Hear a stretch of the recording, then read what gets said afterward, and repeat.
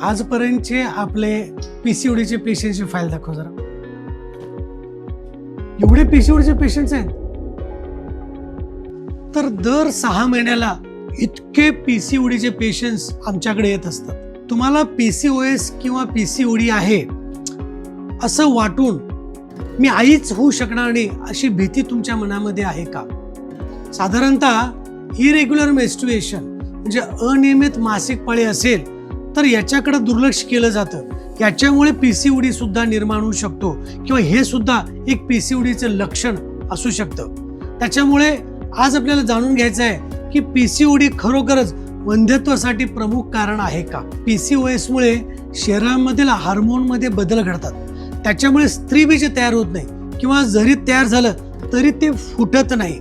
यालाच आपण एक ओव्हुलेशनच्या समस्या असं आपण म्हणू शकतो. लक्षात ठेवा, पीसीओएस म्हणजे कायमस्वरूपी समस्या नाहीये.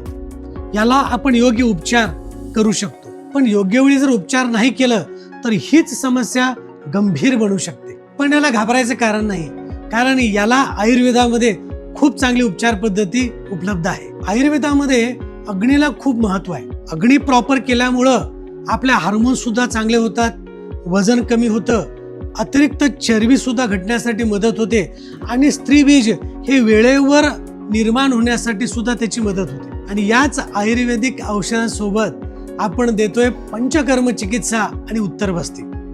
पंचकर्म चिकित्सा केल्यामुळे शरीरामध्ये उष्णता निर्माण झालेली आहे, स्त्रीबीज तयार होण्यासाठी अडथळा निर्माण होत आहे, हे सगळे कमी होण्यासाठी मदत होते. सोबतच उत्तरबस्तीसारखी चिकित्सा दिल्यामुळे गर्भाशयावर चांगलं काम होतं आणि स्त्रीबीज चांगले तयार होऊन ते वेळेवर फुटण्यासाठी सुद्धा चांगली मदत होते. त्यामुळे पीसीओडी आहे म्हणून मानसिक ताणतणाव घेऊ नका.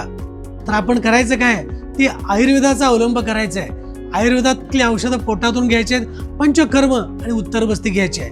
ह्या सगळ्यांच्या मुळे पीसीओडी सारखा आजार हा निश्चितपणे पूर्णपणे बरा होऊ शकतो. त्यासाठी आजच भेट द्या डॉक्टर शिवानंद आयुर्वेदिक मल्टी स्पेशालिटी क्लिनिकला.